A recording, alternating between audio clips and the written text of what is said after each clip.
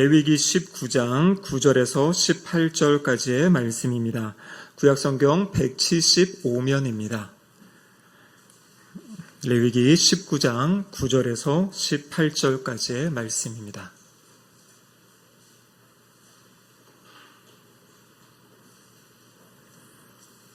우리 하나님의 말씀을 한 절씩 저와 교독하도록 하시겠습니다.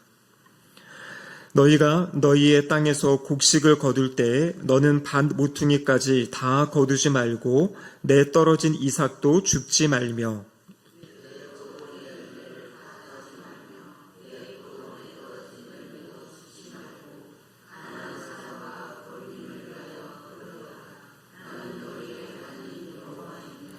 너희는 도둑질하지 말며 속이지 말며 서로 거짓말하지 말며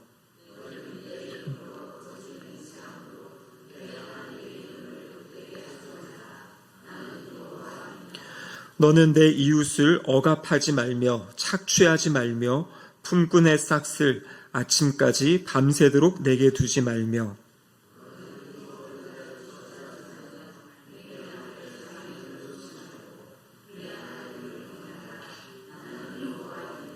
너는 재판할 때 불의를 행하지 말며 가난한 자의 편을 들지 말며 세력 있는 자라고 두둔하지 말고 공의로 사람을 재판할지며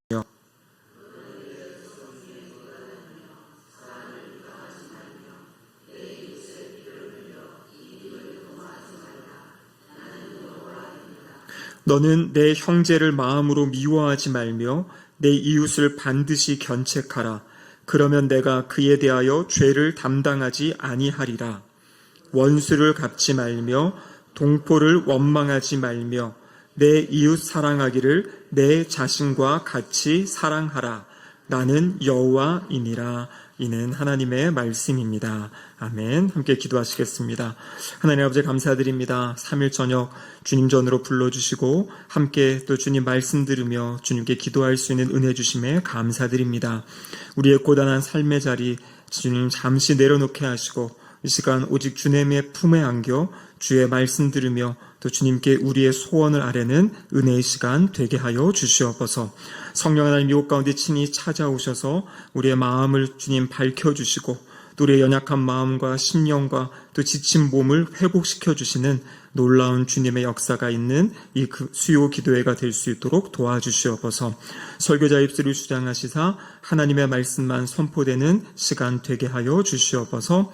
예수님의 이름으로 기도드립니다. 아멘. 네, 마태복음 22장에 보면 바리새인들과 사두개인들이 예수님께 질문하는 장면이 있습니다.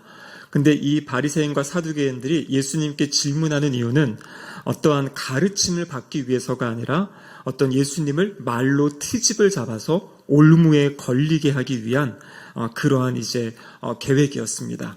근데 주님께서는 그들의 계획을 잘 간파하시고 음모를 간파하시고 오히려 그들의 무지를 드러내면서 꼼짝하지 못하게 만드셨습니다. 그 내용이 어떤 내용이냐면 바로 가이사에게 세금을 바치는 문제에 대한 그러한 이야기였어요. 근데 우리 주님께서는 너무나 지혜롭게 대답하셨죠. 가이사의 것은 가이사에게, 하나님의 것은 하나님께 바쳐라 했을 때 그들이 더 이상 무슨 말을 할 수 없는 그런 상황이 되었습니다. 이렇게 바리새인들과 사두개인들이 예수님을 쓰러뜨리려는 음모가 실패하자 그 다음 등장한 사람이 누구냐면 율법교사가 등장합니다. 그 내용이 마태복음 22장 36절에 나와 있는데요. 이 율법교사가 이렇게 질문합니다. 선생님, 율법 중에서 어느 계명이 크니까? 이렇게 물어봐요. 선생님 바로 예수님을 향해서 지금 이야기하는 거죠. 어느 계명이 크니까? 여기 어느 계명이 크다라는 것은 세번역 성경을 보면 어느 계명이 중요합니까? 이렇게 지금 질문을 하는 것입니다. 왜냐하면 여러분 이 당시 유대인들은요, 이 10계명의 말씀을 기초로 해서 이 유대인들이 지켜야 될 말씀, 해야 되고 하지 말아야 될 것을 613가지를 정해놨어요. 그래서 특별히 해라라는 것이 248개, 그리고 하지 말라는 것이 365개.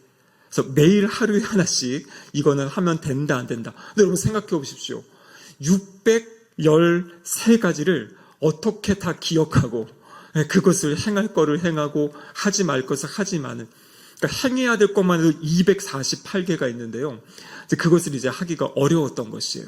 그래서 유대인들이 자신들이 만들어 놓고 자신들 안에도 다 지키기가 어려우니까요. 그 당시에 율법 선생들마다, 이 선생님들마다 이것이 중요하다라고 몇 가지씩 이렇게 축약해가지고 가르쳐줬던 그런 분위기가 있다고 합니다. 그래서 지금 율법교사가 그런 배경 가운데 예수님한테, 예수님도 이제 그 당시에 랍비, 그러니까 어떤 말씀을 가르치는 그런 사람이었죠. 그러니까 선생님한테 나와가지고 어느 계명이 중요합니까? 그 613가지 중에 무엇을 지켜야 되겠습니까? 이렇게 지금 예수님께 질문을 한 것입니다. 그때 예수님이 주신 대답이 우리가 너무나 잘 알고 있는 마태복음 22장 37절에서 40절에 나와 있는 말씀입니다. 같이 한번 읽어보겠습니다. 예수께서 이르시되 내 마음을 다하고 목숨을 다하고 뜻을 다하여 주 너의 하나님을 사랑하라 하셨으니 이것이 크고 첫째 되는 계명이요 둘째도 그와 같으니 내 이웃을 내 자신같이 사랑하라 하셨으니 이 두 계명이 온 율법과 선지자의 강령이니라 이렇게 되어 있죠. 우리가 너무나 잘 알고 있는 하나님을 사랑해라, 그리고 두 번째 내 이웃을 내 자신같이 사랑해라. 근데 마지막 결론이 예수님 뭐라고 말씀하셨습니까? 이 두 계명이 온 율법과 선지자의 강령이다 이렇게 되어 있어요. 이 강령이라는 것의 의미는 어떤 매달다 그러는 것이에요. 이 율법과 선지자는 구약 성경 전체를 이야기하는데요. 그러니까 전체의 그 율법의 내용이 이 두 가지에 이렇게 매달려 있다. 다른 말로 하면 율법 전체가 이 두 가지로 요약이 된다라고 말씀해 주시는 겁니다. 그럼 여기 두 가지는요, 우리가 잘 알다시피 사실 10계명을 요약한 것이에요. 10가지의 계명을 주님께서 두 가지로 압축한 것이죠. 그래서 우리가 잘 아는 1계명부터 4계명까지 하나님과 우리와의 관계라 그랬죠. 근데 그것이 바로 하나님을 사랑하는 방법이 바로 10계명의 1계명에서 4계명까지의 내용이고요. 나머지 5계명에서 10계명까지는 사람들과의 관계 가운데 그들을 어떻게 사랑하는지에 대해서 나와 있는 겁니다. 그럼 그래서 우리 대부분의 아마 우리 성경책 맨 뒤에 보시면은요 10계명 말씀이 기록되어 있고요. 그리고 그 아래 성경책 보면 마태복음 22장 37절에서 47절의 말씀이 있습니다. 있죠. 그게 일반적이에요. 근데 요즘에 간혹 나온 성경들 보니까 이 마태복음 말씀을 빼놓는 성경책도 있던데요. 대부분의 성경에는 그렇게 있습니다. 무슨 말이냐면 10가지의 10계명이 이것이 하나님이 그냥 뭐를 해라 하지 말라 그것이 아니라 하나님을 사랑하는 방법이 무엇인지, 서로 이웃을 사랑하는 방법이 무엇인지를 구체적으로 가르쳐 주신 겁니다. 그런데 우리가 방금 읽은 그 마태복음 22장에 나와 있는 내 이웃을 내 자신같이 사랑하라. 여러분, 이 말씀은 예수님이 그냥 하신 말씀이 아니에요. 이 말씀이 바로 오늘 우리가 읽은 레위기 19장 18절에 나와 있는 말씀입니다. 그럼 다시 한번 레위기 19장 18절 말씀을 보시면 이렇게 되어 있죠. 원수를 갚지 말며 동포를 원망하지 말며 내 이웃 사랑하기를 내 자신과 같이 사랑하라. 나는 여호와이니라. 이렇게 되어 있죠. 그래서 제가 지난 시간에 말씀드린 것처럼 레위기 19장은 이 모세 오경, 창세기, 출애굽기, 레위기, 민수기, 신명기 이 5 모세 오경 그리고 율법서라 불리우는 이 책의 가장 핵심되는 내용이 바로 이 레위기 19장에 나와 있고요. 이 레위기 19장은 결국에는 이 10계명의 10가지의 계명을 조금 더 풀어서 설명한, 그리고 우리의 삶에 실제적으로 적용할 수 있게 그렇게 가르쳐 주신 그러한 말씀이다라는 것입니다.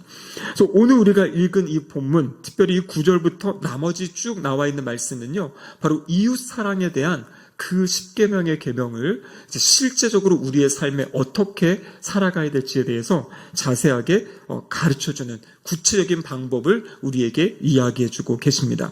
그래서 오늘은 어떻게 하는 것이 우리의 이웃을 사랑하는 것인지 한 4가지를 살펴보도록 하겠는데요. 첫 번째는 오늘 본문 9절과 10절에 나와 있는 말씀입니다. 같이 한번 읽어보겠습니다.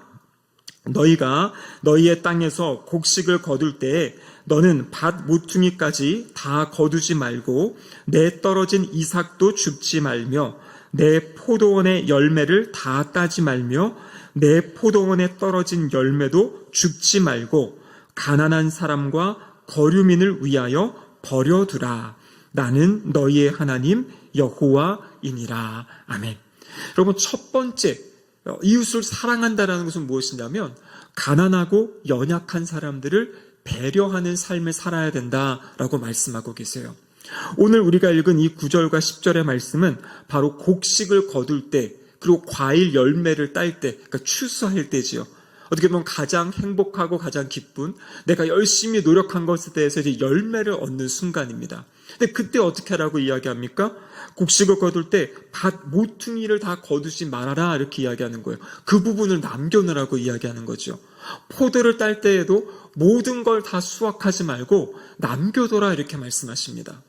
그리고 이렇게 떨어진 이삭, 그러니까 이제 이삭을 이제 옮기다가 이삭이 떨어졌을 때 그것을 줍지 말고 그냥 내버려 두고, 그리고 포도를 따다가도 그것이 바닥에 떨어지면 줍지 말고 그냥 내버려 두어라, 이렇게 지금 말씀하시는 거죠. 그래서 이것에서 나온 것이 이제 우리가 잘 알고 있는 이삭 줍기다라는 것입니다.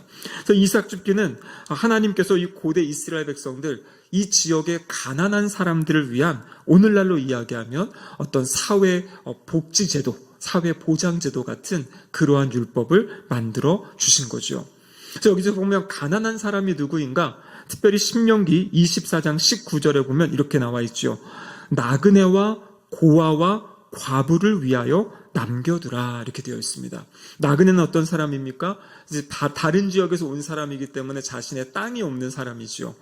그리고 고아와 과부는 어떤 사람입니까?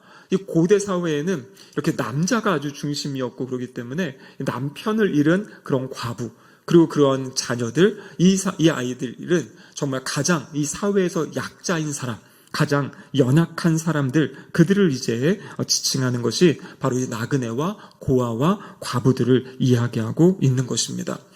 그래서 이것을 오늘날 우리에게 적용한다면 우리가 우리 주변의 사람들을 돌아보며 살아야 될 것을 하나님이 우리에게 말씀하고 계신 거예요.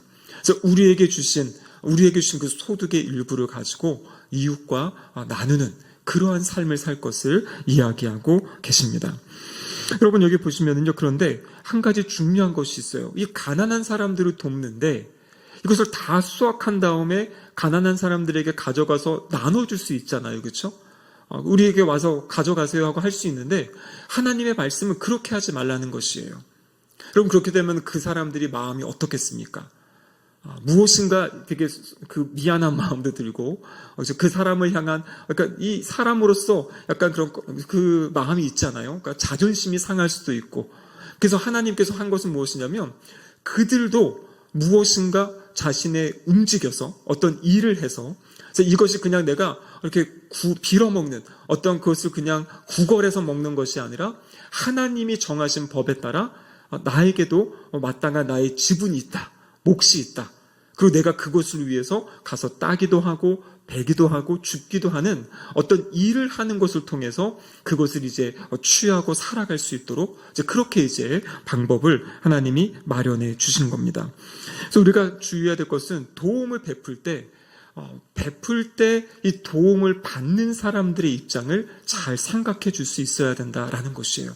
그래서 신약에서 예수님께서 구제의 일을 할 때 오른손이 하는 것을 왼손이 모르게 해라, 이렇게 이야기하는 거잖아요. 이게 어떤 자신을 드러내지 말라는 의미도 있지만 그 도움받는 사람이 내가 도움받는지도 모르게, 누가 나를 도와주는지도 모르게, 하지만 그 도움을 주는 그런 모습. 근데 그럴 때 하나님께서 그것을 기억하신다라고 성경은 우리에게 말씀하고 계십니다. 그래서 도와줄 때에도 이제 지혜가 필요한 거지요. 그래서 내가 무엇을 생색내는 것이 아니라 정말 연약하고 힘든 사람들이 살아갈 수 있도록 그렇게 힘을 주고 또 그렇게 격려하고 위로할 수 있는 그러한 지혜로운 방법을 사용할 것을 하나님께서 이야기하고 계신 겁니다. 그럼 그리고 또 한 가지 이 이삭 줍기의 중요한 의도, 하나님의 뜻이 있습니다.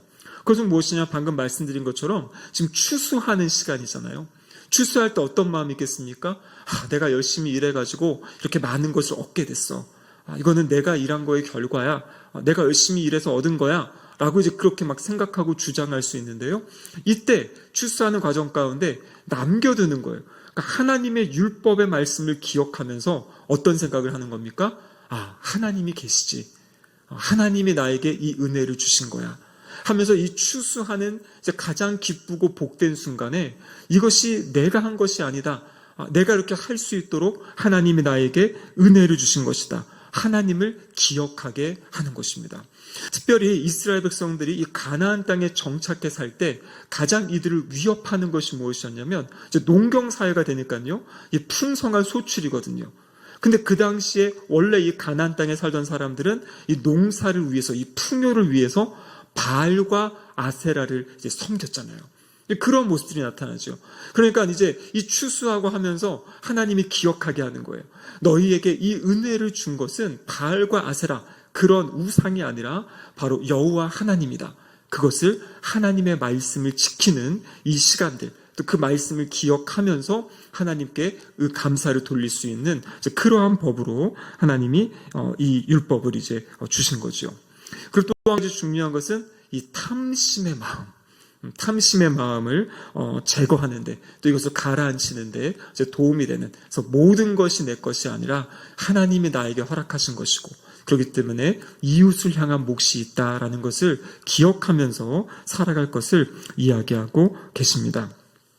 그런데 여러분 중요한 것은요, 하나님이 이렇게 명령하셨다고 해서 이것이 이스라엘 안에서 잘 돌아갔느냐, 이스라엘의 역사를 보면 그렇지 않은 경우들이 많았다는 거죠. 왜냐하면 이것은 이 하는 사람이 정말 하나님 말씀에 순종하지 않으면 그러면은 이루어질 수 없는 그러한 일들이 되는 거죠. 그래서 우리가 알다시피 이 선지자들이 끊임없이 이야기한 것이 무엇이냐면 하나님의 말씀을 지키지 않는다.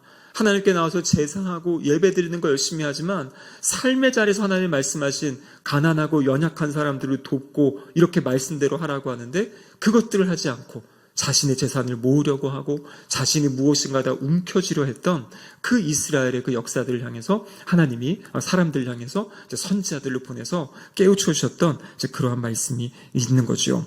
그래서 우리가 잘 알고 있는 이 말씀에 순종한 사람이 누굽니까? 구약의 대표적인 베들레헴 사람 보아스가 있었죠. 보아스. 그래서 룻이 이곳에 왔을 때 롯이죠, 롯. 룻이죠, 룻기. 헷갈려요, 가끔 룻과 룻이. 룻이죠, 룻기. 그래서 룻이 왔을 때 이제 그 보아스가 바로 이것을 실천해가지고 룻이 거기서 이제 은혜를 입게 되고, 그래서 그들을 통해서 결국에는 누가 이제 오게 되는 겁니까? 다윗 왕이 이제 이 땅에 오게 되는 그 후손이 연결되어지는. 그래서 그 믿음의 조상, 하나님께 순종했던 그 믿음의 조상을 통해서 또 하나님이 기뻐하시는 그 믿음의 사람이 이 땅에 또 오게 되는 그 통로가 되었다라고 이야기하고 계십니다. 그래서 중요한 것은 하나님의 말씀에 순종하는 사람들, 그 사람들이 한 명 한 명 순종해 갈 때 하나님의 나라가 그 사람들의 삶의 자리 가운데 임한다라고 그렇게 말씀하고 계시는 거죠. 자, 두 번째는요, 오늘 본문 11절과 12절 말씀인데 같이 한번 읽어보겠습니다. 너희는 도둑질하지 말며 속이지 말며 서로 거짓말하지 말며 너희는 내 이름으로 거짓 맹세함으로 내 하나님의 이름을 욕되게 하지 말라. 나는 여호와이니라. 두 번째는 무엇이냐면 정직하게 살아라 말씀하고 계세요. 도둑질하지 말고 속이지 말고 거짓말하지 말고 거짓 맹세하지 말고 어떻게 하라는 것이에요? 정직하게 살 것을 이야기하고 계십니다. 그럼 왜냐면은요, 정직하지 않고 속이게 되면 어떻게 됩니까? 관계가 깨어지게 되잖아요. 그렇죠? 그리고 결국에 오늘 본문에 보면은 하나님의 이름을 욕되게 하지 말라. 그러니까 하나님의 이름이 이제 욕되게 되는 이제 그러한 상황이 펼쳐지기 때문에 도둑질하지 말고 거짓말하지 말라는 이제 그러한 것을 이야기하고 있는 거죠. 이 안타까운 현실이 뭐냐면은요, 아까 저희 아들이 아빠 이게 아주 저렴하게 나왔는데 저 이거 좀 사주세요 하는 게 있었어요. 근데 보니까 이게 우리나라의 일반 것보다 똑같은 제품인데 아주 싸게 나왔더라고요. 보니까 해외 직구인 거예요. 그래서 제가 아들아, 이거는 사기일 가능성이 크다 그러면서, 근데 아이는 이제 아니 여기 보면 다 정품이라고 하고 막 하는데 왜 그게 사기냐 뭐 이렇게 고발하면 되지 않냐 하는데, 제가 작년에 그런 걸 하나 이렇게 사기를 당한 게 있었거든요. 제가 자료를 모으려고 이 하드디스크를 샀는데 거기 성전이 완전히 그냥 정품을 다 내고 막 댓글도 좋아가지고, 그래서 제가 해외 직구 처음으로 해가지고 딱 샀는데 딱 받은 순간 이게 완전히 가짜가 와가지고요. 하드디스크를 연결해도 연결도 안 되고, 그래서 근데 거기다가 이 뭐 컴플레인을 걸어도 아무런 답도 없고, 이게 참 이 속이는 거, 사기하는 거, 이게 참 나쁜 겁니다. 여러분, 우리 그 네덜란드의 코리템 붐이라는, 요즘은 아마 잘 모르실 거예요. 한동안 이 2차 세계대전 이후에 참 많이 유명했던 분입니다. 주는 나의 피난처라는 어떤 책도 있었고, 또 영화도 있어요. 이 가정이 어떤 가정이냐면, 유대인들 이제 막 학살하고 잡혀갈 때, 근데 유대인들을 집에 좀 보호해주고 숨겨준 것 때문에 이들의 가족이 이제 다 잡혀가게 됩니다. 그래서 수용소에서 이 언니가 이제 죽임을 당하기도 하고, 가족들이 이렇게 죽임을 당해요. 그리고 이제 전쟁이 끝난 다음에 이 코리텐붐 이분이 나와가지고 그 자신의 가족을 죽인 그 사람들을 용서하면서 하나님의 사랑을 전하는 어떤 그런 이제 복음 전도자가 되는데요. 이분이 그러한 신앙을 갖는데 아주 큰 영향력을 주었던 분이 바로 본인의 아버지라고 이제 그런 이야기를 합니다. 이 아버지가 이 시계방을 운영하셨다 그래요. 어느 날 이 아버님은 참 이렇게 가정을 이 말씀으로 양육하는 것을 참 이렇게 신경을 쓰셔가지고 아침 저녁으로 가족이 함께 성경을 읽고 또 낮에 이 자신의 시계방에 나가서는 정말 친절하게 그리고 최선을 다해서 이제 손님들을 이렇게 대하는 이제 그러한 삶을 살아오셨다 그럽니다. 또 어느 날 한 사람이 와가지고 부자 손님이 와서 아주 비싼 시계 하나를 이제 현금으로 사겠다고. 그래서 이제 코리텐 붐 여사가 옆에서 보고 있으면서 아버지가 그 파는 걸 보면서 야, 아버지가 저거 잘 파시면 우리 가족이 한동안은 좀 잘 살 수 있겠구나. 이런 기대를 가지고 있었는데 그 시계를 이제 다 팔고 나서 이제 아버지랑 그 손님이 이제 대화를 하다가 그 대화하던 사람이 손님이 그러는 거예요. 원래 제가 아주 아끼는 시계가 있는데 이걸 이제 다른 시계방에 가져갔더니 이제 더 이상 쓸 수 없다 그래가지고 그래서 새로 시계를 이제 사러 왔습니다. 이런 얘기를 이제 꺼냈다는 거죠. 그래가지고 이제 이 아버지가 그러면 그 시계 한번 보여달라고 보여준 것을 가지고 이제 시계를 이제 고쳐준 거예요. 고쳐주면서 이제 그 시계를 주고 돈을 돌려주고 다시 팔았던 시계를 이렇게 이제 이게 고쳤으니까 이제 시계 사실 필요 없죠 하면서 이 모든 걸 이제 돌려주고, 그러니까 이 아버지는 그냥 이제 시계 고쳐준 걸로 이제 그 정도에서 이제 끝나게 된 거죠. 근데 이 딸이 옆에서 보고 있다가 은근히 마음에서 이제 화가 났다는 것이에요. 아니 그냥 팔고 끝나면 되지 왜 그거를 다 고쳐주고 그 다음에 팔았던 것까지 다시 이렇게 돈으로 이제 돌려받고 돌려주고 하냐, 이런 마음이 있었다 그래요. 그래서 아버지한테 이제 왜 그렇게 하십니까? 라고 반문했을 때 이 아버지가 이런 이야기를 했다 그래요. 돈은 필요하면 하나님이 우리에게 주실 수 있다. 그런데 우리가 최선을 다해서 정직하게 손님을 섬기지 않으면 하나님이 과연 기뻐할까? 이렇게 딸에게 이제 반문을 했다고 합니다. 그러면서 이런 말을 남기셨어요. 우리 그리스도인들은 돈을 벌기 위해 사는 사람이 아니라 하나님을 기쁘시게 하기 위해 살아가는 사람들이다. 그래서 이 아버지는 그 자신의 그 일을 하면서, 시계방의 일을 하면서 어떻게 하면 나의 이 일을 통해 하나님이 기뻐하실지 그것을 생각하며 사셨던 그 모습. 근데 이것이 이 딸의 마음 가운데 우리 아버지가 이렇게 사시는구나, 저것이 믿음의 삶이구나라는 아주 믿음에 큰 영향력을 미쳤다는 이제 그러한 이야기를 책으로 이제 읽게 되는 것이죠.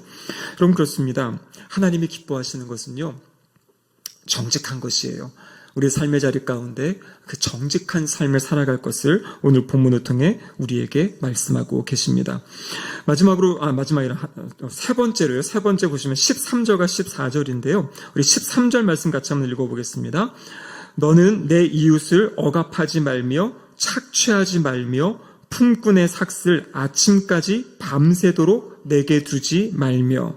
자, 여기 보면 내 이웃을 억압하지 마라 이렇게 되어 있죠. 억압한다는 게 무엇입니까? 힘 있는 자가 자신의 힘을 사용해가지고 더 많은 것을 다른 사람으로부터 이렇게 취하라는 행동. 여기 착취한다는 것도 폭력이나 위력을 가해가지고 무엇인가를 이제 빼앗는 것을 이야기하고 있는 것입니다. 여기 보면은 그 품삯을 아침까지 밤새도록 내게 두지 마라. 그러니까 마땅히 지불하고 줘야 될 것을 이제 주지 않고 그렇게 이제 하지 말 것을 지금 이야기하고 있는 거죠. 그러니까 일용직 노동자들의 어떤 임금을 체불하는 그런 행위, 그런 잘못된 행위들, 악한 행동들을 하지 말 것을 이야기하고 있습니다. 그러니까 마땅히 줘야 될 것을 잘 주고 또 마땅히 대우해야 될 만큼 잘 대우해 주는 것, 그것이 바로 하나님이 기뻐하시는 모습이다라는 것이죠. 오늘 본문에 나와 있지 않지만 신명기 24장에 보면은 그런 내용이 있습니다. 그것을 받지 못한 사람들이 그것이 꼭 필요해가지고 또 그때 받지 못하고 너무나 억울하니까 하나님께, 하나님 제가 이렇게 받지 못해서 억울합니다, 막 이렇게 이제 호소하는 것. 그렇게 그 사람들이 호소하게 하지 말아라. 그 사람들이 호소하면 내가 너에게 벌을 내릴 것이다. 그것이 너에게 죄가 될 것이다. 하나님이 그렇게 이제 말씀을 하시는 거죠. 그래서 세상 사람들은 이렇게 착취하고 이것을 그렇죠? 임금 체불하는 어떤 그런 모습들을 하고 하지만 이 하나님의 백성들은 그렇게 살아서는 안 된다. 라는 것을 오늘 본문이 우리에게 또 말씀해 주고 계십니다. 그럼 마지막으로 오늘 본문 15절 말씀인데 우리 15절 말씀 같이 한번 읽겠습니다. 너희는 재판할 때 불의를 행하지 말며 가난한 자의 편을 들지 말며 세력 있는 자라고 두둔하지 말고 공의로 사람을 재판할지며. 자, 여기 보니까요, 재판할 때 불의를 행하면 안 된다. 어떻게 해야 되는 겁니까? 공의롭게 정의롭게 재판을 해야 된다라고 말씀하고 계십니다. 앞에서는 가난한 사람들을 잘 배려해야 된다 이렇게 말씀했죠. 하지만 재판할 때는 그렇지 않아요. 불의를 행하지 말며 가난한 자의 편을 들지 말고 또 세력이 있는 자라고 두둔하지 말아라. 그러니까 이 재판을 할 때에는 정말 옳고 그른 것을 이렇게 잘 분별해야지, 그 사람이 어떠한 상황이고 어떠한 처지이기 때문에 이제 그것 때문에 옳고 그름을 흐리게 하지 말아라. 그것을 이야기하고 있는 것입니다. 그럼 구약의 선지서를 보면요, 하나님이 기대하시는 그 하나님 나라의 모습은 무엇이냐면 정의로운 나라, 공의로운 나라라는 것이에요. 여기서 말하는 정의라는 것이 무엇이냐면 이 강한 자나 약한 자나 법 앞에서 평등한 것이에요. 그래서 법이 정말 이 공평한 그 기준을 가지고 이 법이 시행되어지는 것, 그것이 성경에서 말하는 정의로운 나라, 정의로운 사회의 모습입니다. 그리고 이어지는 공의로운 나라는 것은 무엇이냐면요, 서로가 서로를 형제로 대우하는 것이에요. 여러분, 구약의 이스라엘 백성들은 하나님 나라의 백성들이거든요. 그래서 왕을 세울 때도 뭐라고 이야기하면 너희 형제 중에서 왕을 세워라, 그 신명기에서 이야기하거든요.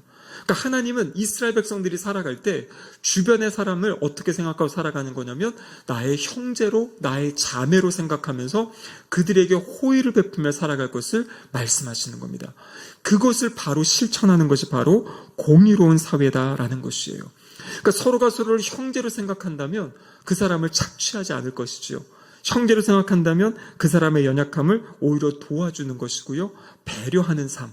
그래서 이게 남남이 아니라 정말 이웃사촌같이, 그러니까 서로 그렇게 살아가는 것, 그런 세상을 만들어가는 것이 하나님이 기뻐하시는 세상의 모습이다라고 성경은 우리에게 가르쳐주고 계십니다. 그래서 시편 39편 14절에 보면은 이렇게 이야기하고 계세요. 같이 한번 읽어보겠습니다. 의와 공의가 주의 보좌의 기초라. 주님의 보좌라는 것은 주님이 다스리시고 통치하시는 걸 이야기하죠. 여기 나와 있는 의와 공의라는 것이 바로 정의와 공의에 대한 이야기예요. 그래서 정의로운 나라, 공의로운 나라, 그것이 바로 주님의 통치의 기초, 주님이 다스리시고 통치하시는 뜻이라는 겁니다.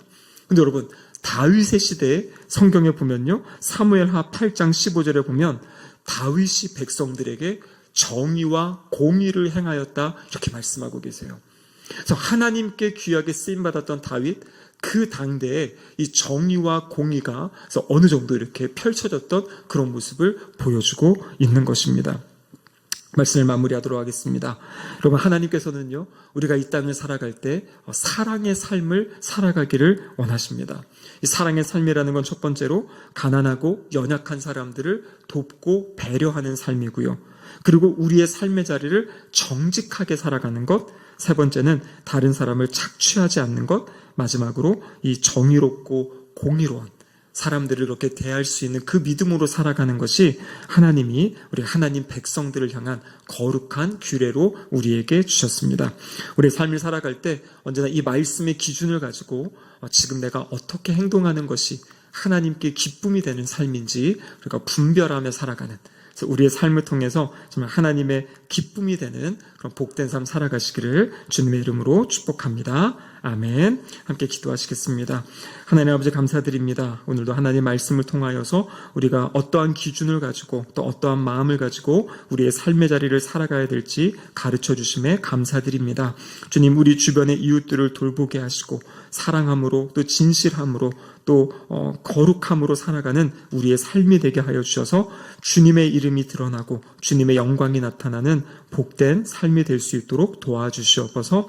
예수님의 이름으로 기도드립니다. 아멘.